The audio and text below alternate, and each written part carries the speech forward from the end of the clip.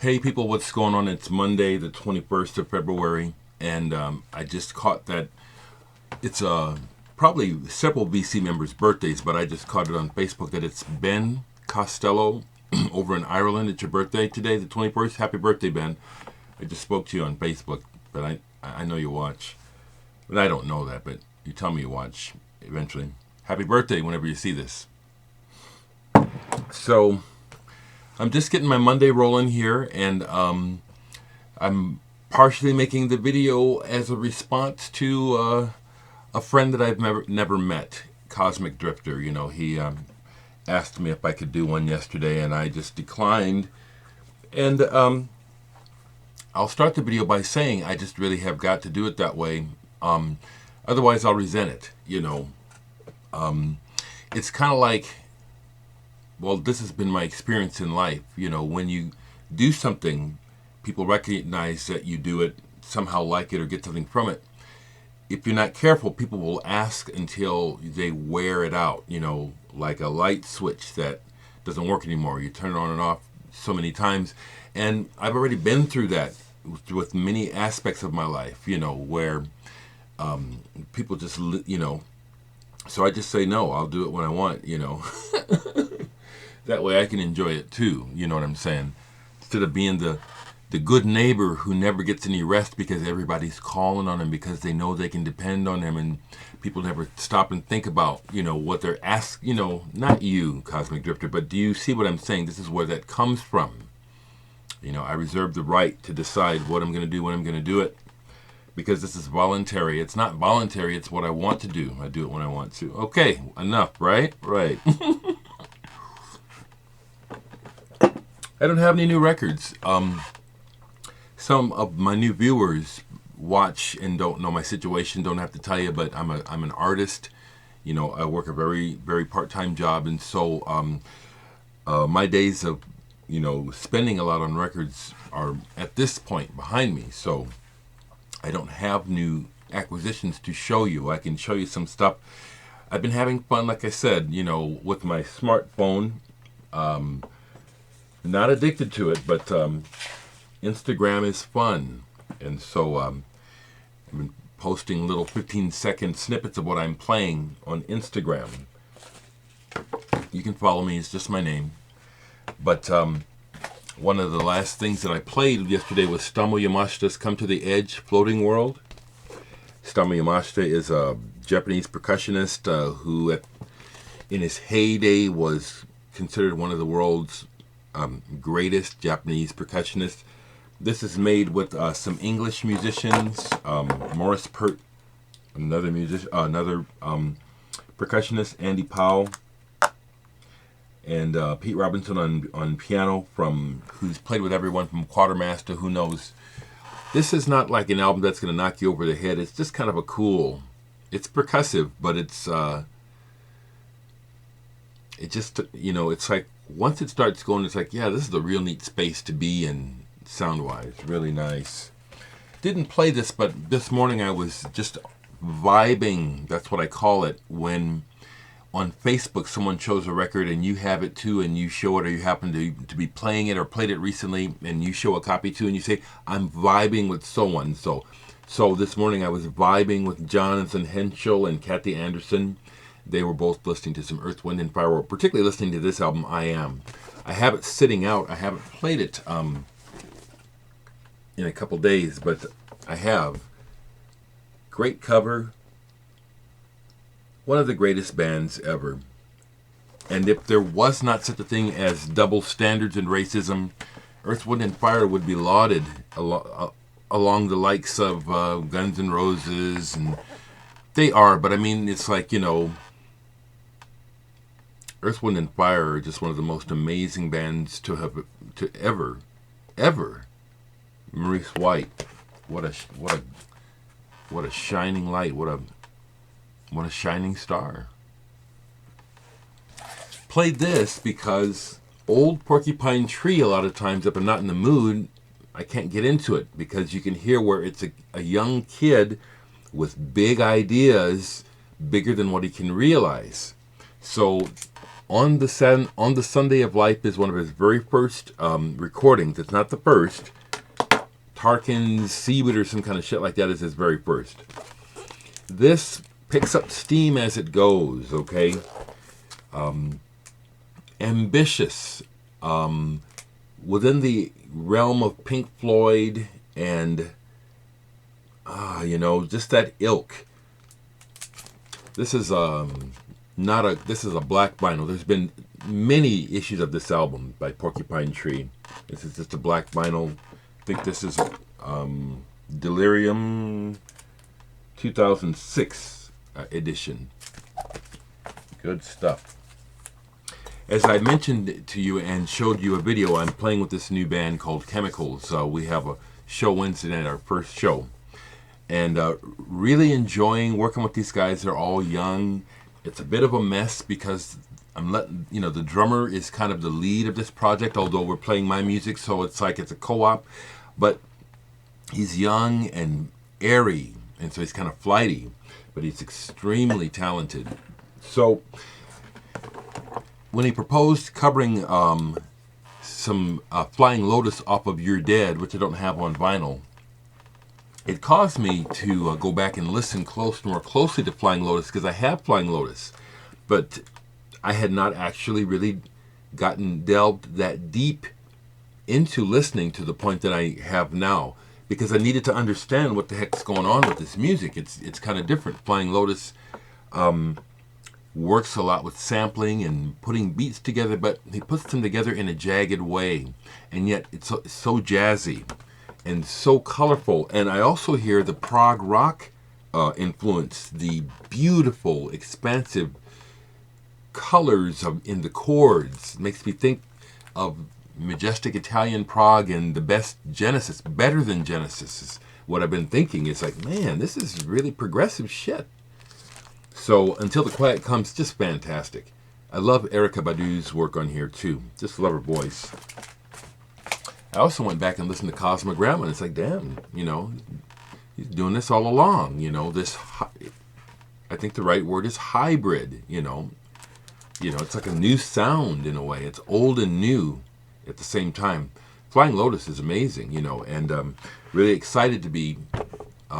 We're just using Cold Dead and Fucking Dead. If you have the album, they're very short. They're like little interludes, themes, and that's what we did, was we learned them to vamp on. But it's a nice touchstone for where the band is starting at and wants to go from. We do a lot of improvisation too. Miles Davis is definitely in the ether. Okay. Aura. This is a horn band, 1971. Picked this up. I always like the cover. When it comes to horn bands, this one, it's like this. I see why this album is not more lauded, because it's too in between rock and soul. It really doesn't have enough funk, and it doesn't rock hard enough. It appears to me that they were attempting to put the focus on that singer, Al, I forget his last name, and he is not that good. He can't hold it. Some of the best parts of this album is when he's quiet and lets the band play, when the horns take, because it's in a Blood, Sweat, and Tears Chicago sort of vein. Great cover, isn't it? Great cover. Love that cover, Aura. Went ahead and pulled this and played this. Not all of it, but some of it. The compilation of Indonesian funk and psychedelia from the 70s, those shocking, shaking days. This is a monster album. Just monster good. And a real neat... not everything is funk, not everything is psych, some of it's downright pop, but hearing it through the sensibilities of these folks from that part of the world and that time, I was just imagining to myself that probably how some of these bands were able to exist, and I don't know, is my camera going? Okay, all right. was because of the service, and that probably they could get gigs on the army bases that were in their countries at the time. That's probably how they got these gigs. Plus, got turned on to this Western music. A lot of James Brown influence in there. You know, it doesn't go in. It I don't go that long without having to reference my album Flyover or play it, and I'm just so happy to say that when I play it, I really, really enjoy it. So I've played Flyover recently. Still have some of these available too. So that's the then CD wise, I pulled out my Meshuggah. Well, actually, I played this on vinyl too, but Obscene, Meshuggah, love this band. Man, I love what they do. I love that, the way they work with time and those riffs. Love it. So that's some of the music that's been going down, other than me working on my own music. Just did what I consider a final vocal session for the R&B session project I've been talking about. Yeah, that has, still been trying to get that. I really want to present beyond what I know how to do technically, engineering wise. So really been working hard on getting some good vocal takes. That's what's happening. I'll tell you though, I want to shout out to Graham. Graham, if you happen to see this, I caught your comment. Thank you. And I'm glad that somehow, the videos are helpful, or that one was helpful in particular. Along those lines, I want to just share, so this band Chemicals, I'm grandpa. Everybody else in the band is in their 20s except for James. James is in his 30s. It's not even that. Geez, two of the band members are teenagers. Okay, but these guys are all music students, and a couple guys are from another band in town that I've never gone to see called Funk Trek, who have a good rep. I just haven't bothered to go see them. But anyway, at practice last night, one of the guys starts to talk about some personal things, and he asks for some advice, and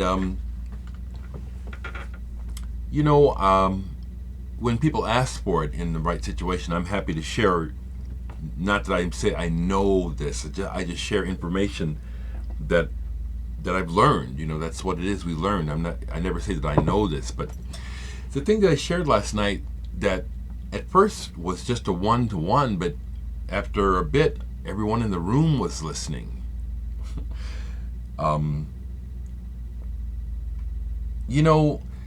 People pay for therapy, but what they want to know, they can know for free. And that's what I told these guys. I said, this is stuff that people pay for, but you don't have to.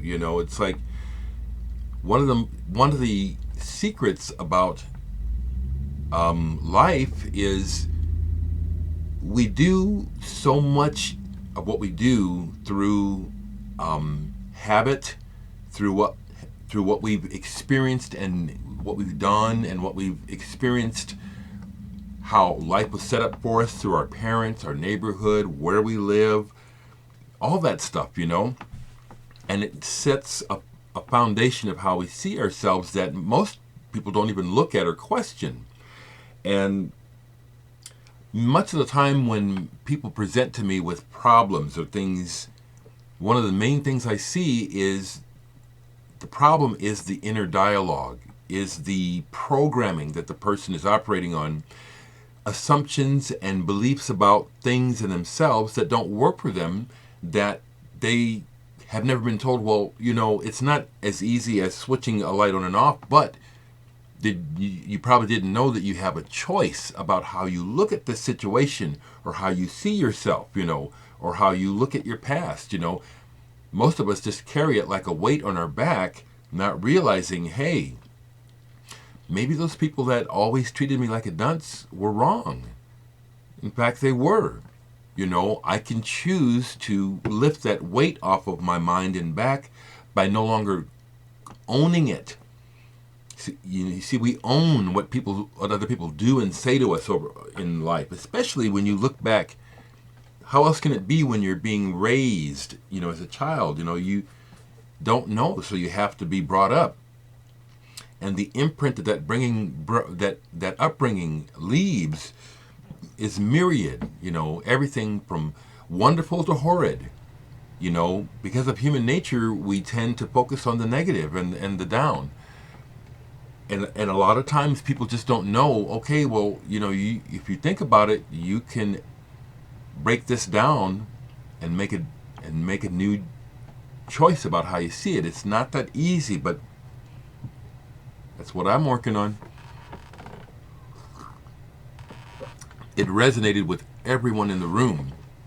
It's not like it's some big mystical thing. It's just more like it's so common sense that people aren't talking about it. The lay of the land, actually, when it comes to interactions with humans, a lot of the time communication is all about positioning and jockeying and manipulation and making sure that I protect my interests versus yours and all this stuff.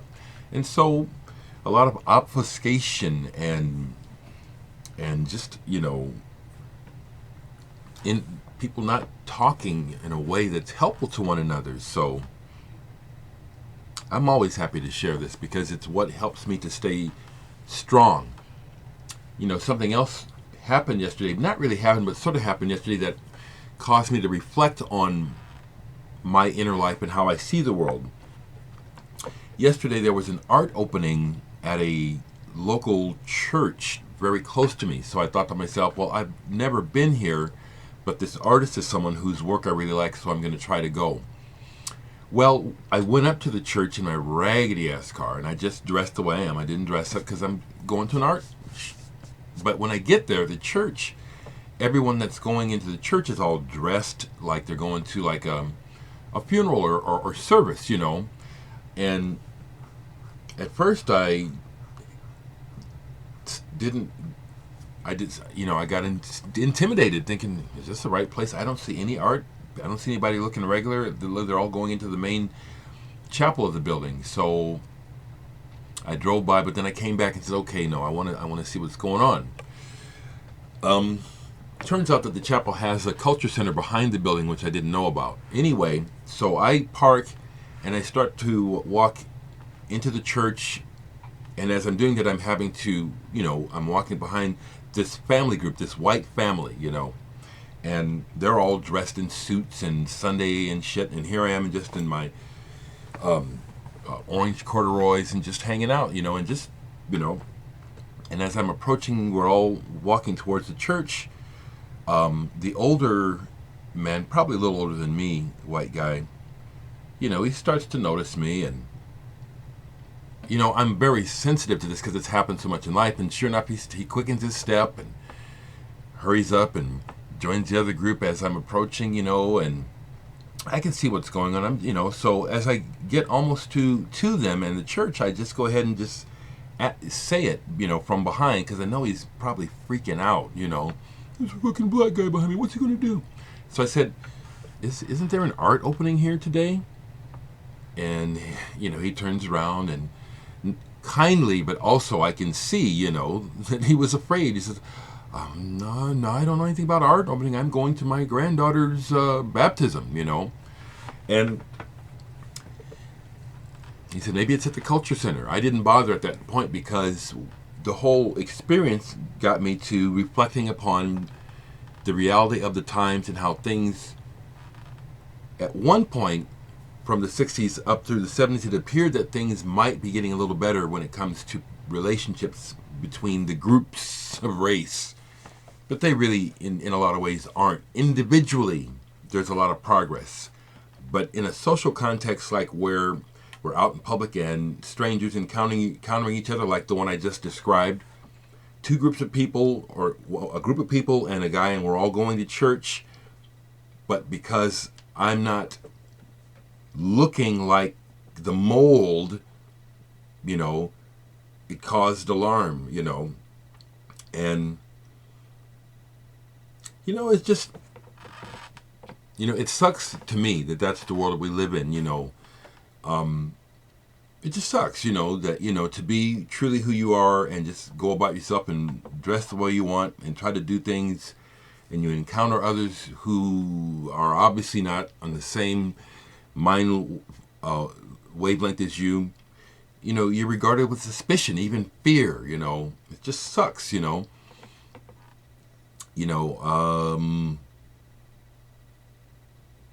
So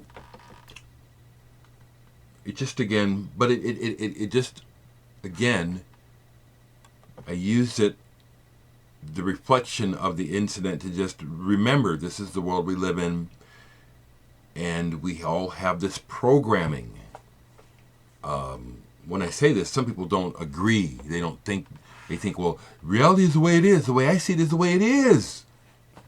It's just your programming, just like what I'm saying is my programming, but I recognize it.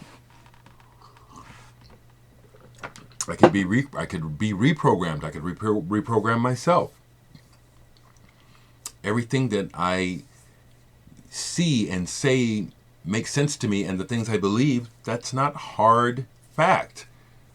None of our beliefs are, and yet so many people, you encounter them, they just assume that what they see is the way it is.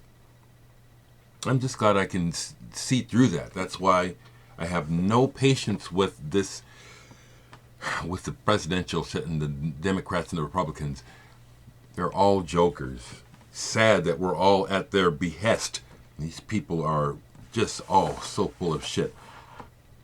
And Bernie Sanders is just a politician too. At least he's humane, But my God, the Republicans, these people are horrible, selfish, reflecting a very narrow view of life that they got it good and we're going to keep it good for us. Fuck all the rest of y'all. That is the Republican message that I hear in everything they say. Fuck all y'all. We got it. And we're going to do whatever we can to keep it, whether it's real information, fact or not. Just fuck all you. We got it and we're keeping it. And I don't know this about that guy and his family. They're probably Republicans, They could be Democrats, but they're all this. It's really at this point, not at this point, really all along, it's no difference. No difference. That's what's on my mind. I've talked a long time.